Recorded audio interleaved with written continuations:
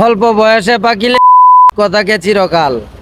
প্রবাসীদের নাম মুখে নিয়ে করছস বড় ভুল, সারা জীবন দিতে হবে সেই ভুলেরই মাসুল। ভাই আশিক, তাড়াতাড়ি ভিডিওতে আসিস, প্রবাসীদের কাছে মাপ চাই আনিস, তা না হলে বুঝতে পারবি প্রবাসী কি জিনিস। কোনো এক বুদ্ধিমান ব্যক্তি বলছে বুদ্ধি থাকলে নাকি প্রবাসে আসতে হয় না, দেশে শুয়ে শুয়েই টাকা ইনকাম করা যায়।